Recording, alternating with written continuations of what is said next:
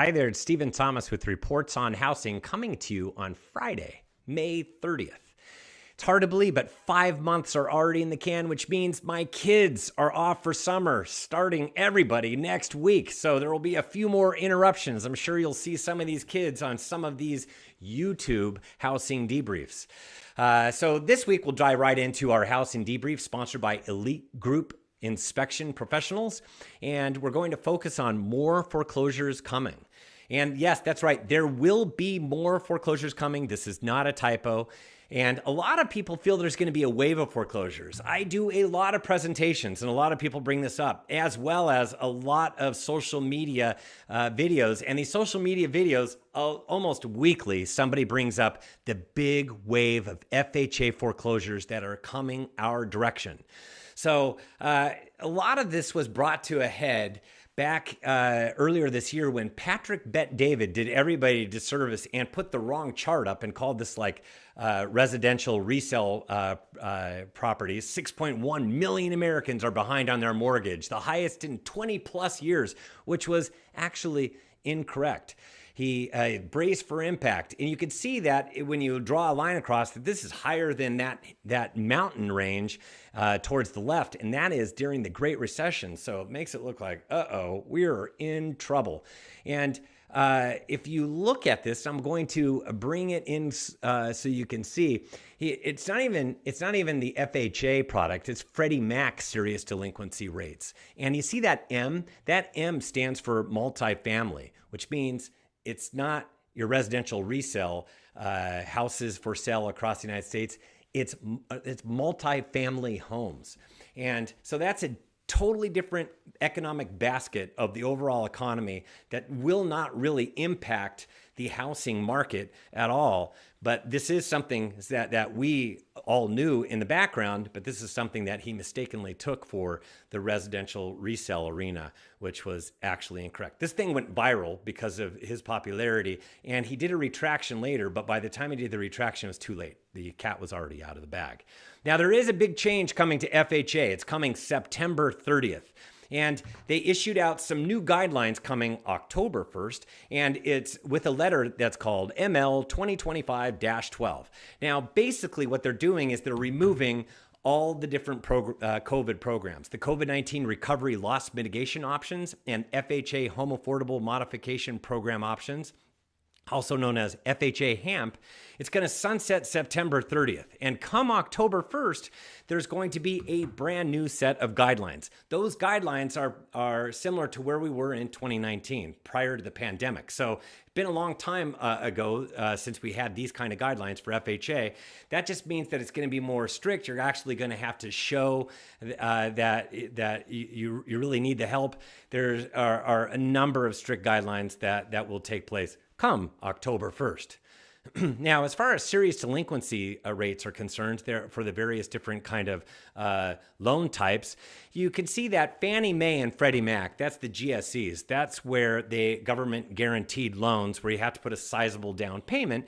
They serious delinquencies kind of still in the gutter. 0.5% of Fannie Mae loans are actually serious delinquent. Serious delinquent is 3 months or more in delinquency. Freddie Mac's at 0.61%, VA's at 2.58%, and FHA's at 4.41%. This actually got better. This was at the start of the year, got better after the first quarter, which it typically does of the year.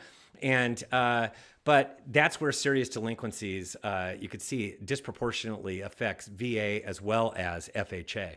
And this is the serious delinquency breakdown.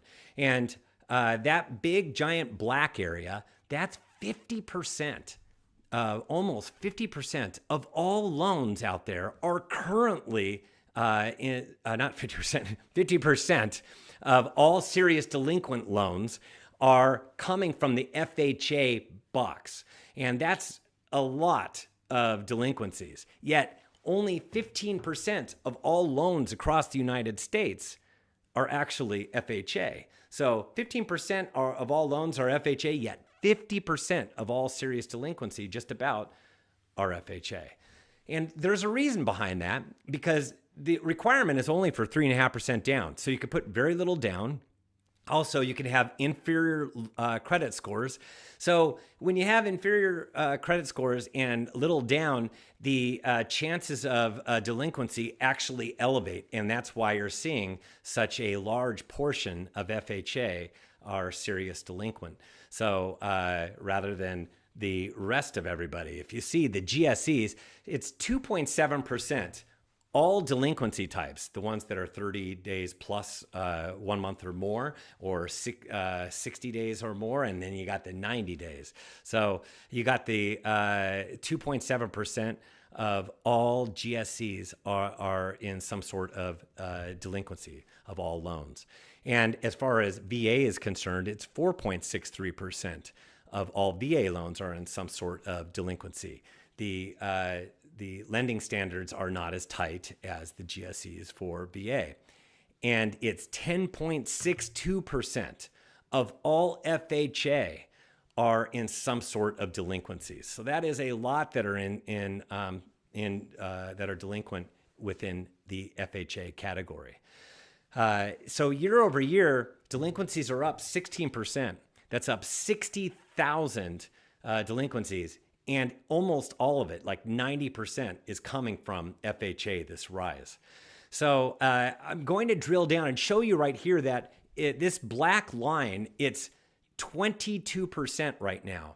22% of all serious delinquent FHA loans are currently in foreclosure. But where was it prior to the pandemic? It was closer to a third.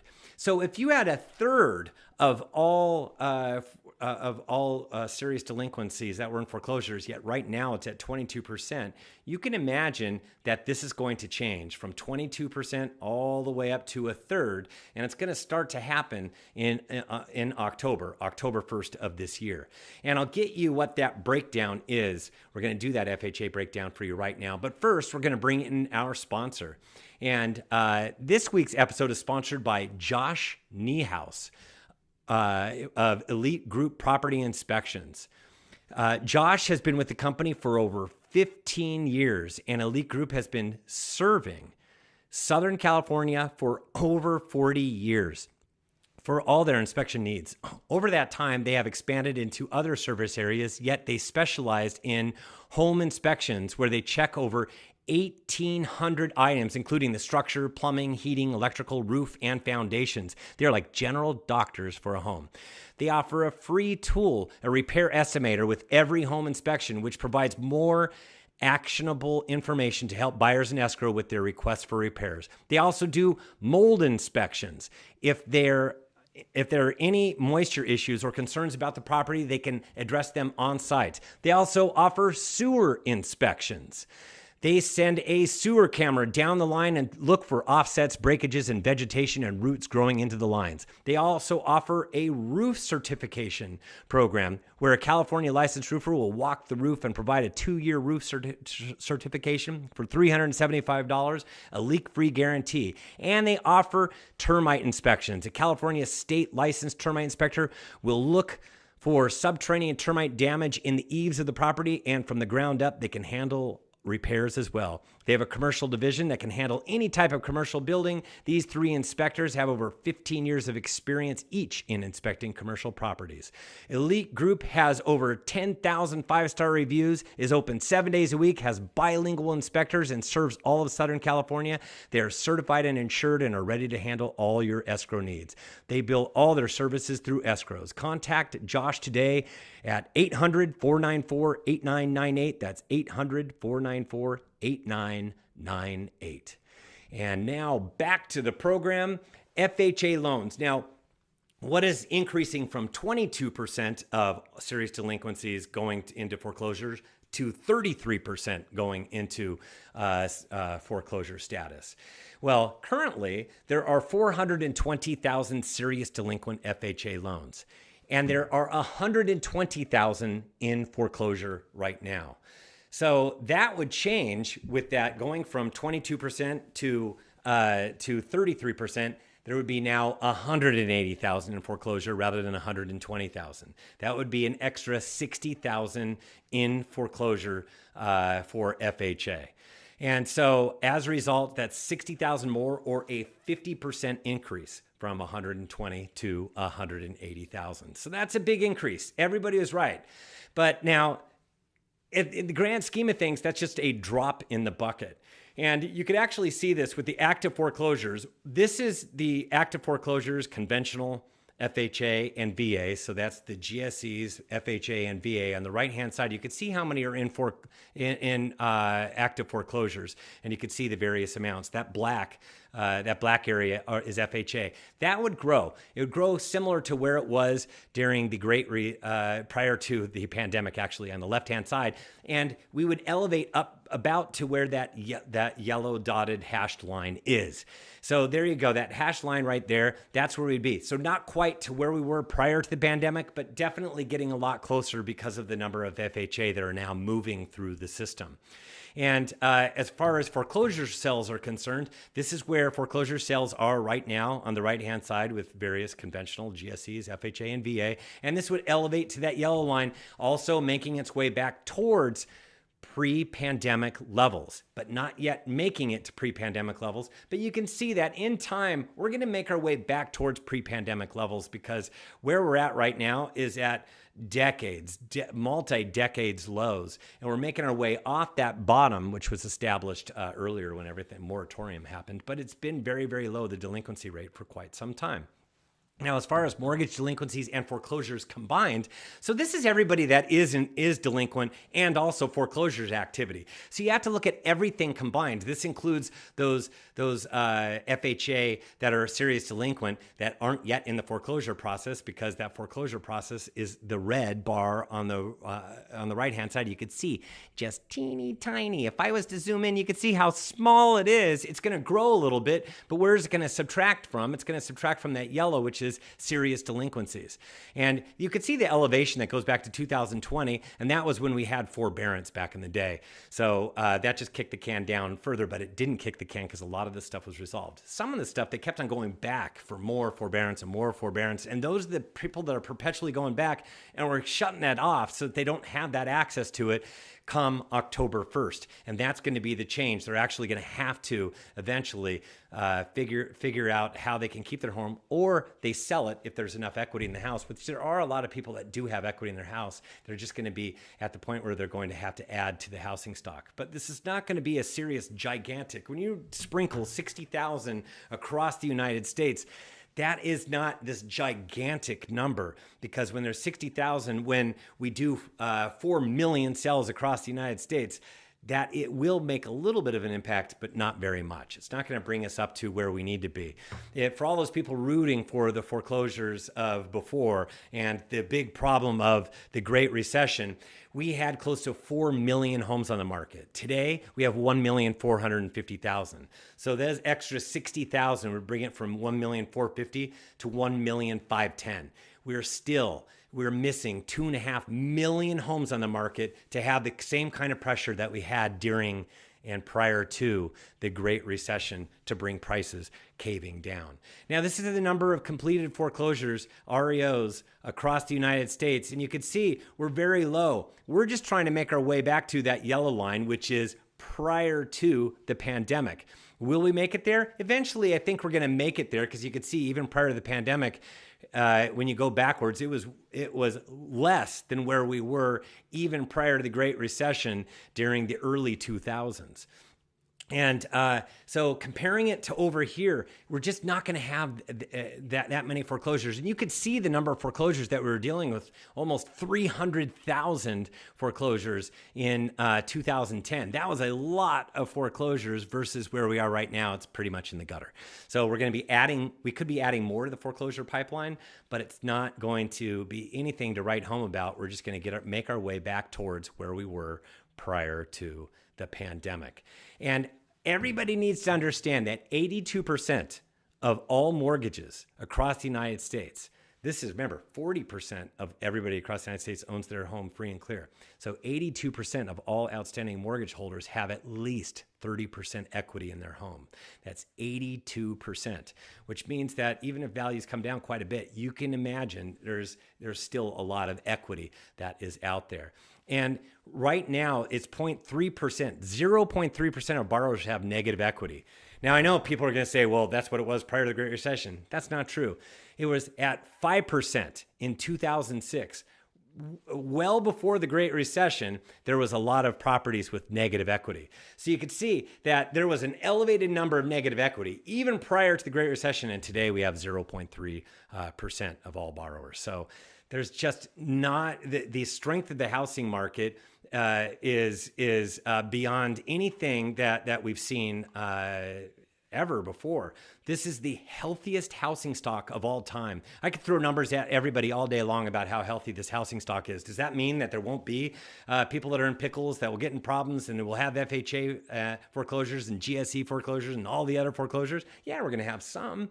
But it's not going to be anything like the Great Recession. You got to stop expecting the Great Recession. Just because you lived through it once doesn't mean it's going to happen again. It has to be caused by the housing industry.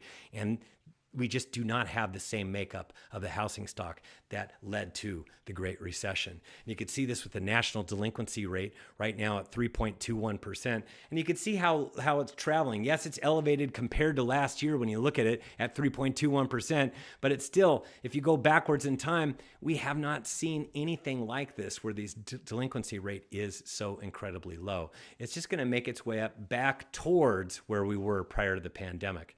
And so we're nowhere close to that right now. And as far as the number of loans that were done with great credit, this is another reason that we will not see a collapse in the housing market. You see that light blue? That light blue that I'm pointing to with the yellow arrow, you could see how many people, homeowners, have qualified for loans based upon very high credit scores, 760 plus. Versus the red on the left. This was prior to the Great Recession. You could see from that dark gray, light gray, yellow, and blue, that is suboptimal credit. 720 to 759 is still okay. That's the dark gray, but there was a lot that met that category. But there were a lot that were at 660 to 719, even 620 to 659 credit scores, or even less than 620. On the right-hand side, you could see very little overall. And you know that a lot of that is disproportionately coming from FHA, which is why FHA makes up just about 50% of all delinquencies. So as far as those people that are expecting a wave of foreclosures, instead of a wave, they're going to get more of small little ripples, like the waves from a boat on a lake. That's more of like what you can expect. It's not going to be anything where you're going to wonder, gosh, what happened to it? I was told there was going to be a lot of FHA foreclosures. That's why you got to come to sites like this, so that you get the real truth, so you can understand what's really going on, so you can properly set expectations, so you can make adult decisions based upon real actionable data and statistics, because I'm in the expectation setting business. That is what we do. And if you're waiting for this market to turn and go south where we're plunging in prices, you're going to be waiting a very, very long time. Go to reportsonhousing.com for more information, as well as you can subscribe to this channel, like what you see. Feel free to put whatever comments you like, something that you may want to see in the future, or if you don't like what I've said, then explain it. But bring data and stats when you're commenting, because a lot of this is just people saying what they think, and then I ask them for stats, and they don't post any stats. And the most recent report that came out for all along Southern California coast is myth crushing, and it's just about these various myths that are out there, and I'm here to crush those myths so that you understand exactly what's really going on. And so along the coast in Southern California, got it. Everywhere else, we'll get it next week, myth crushing. And you can go to reportsonhousing.com and subscribe. Utilize the coupon code FHA for a free month. Thank you so much for joining us for another housing debrief. I hope you have a great finish to May. We will see you next week in June. Thanks much, and have a wonderful weekend.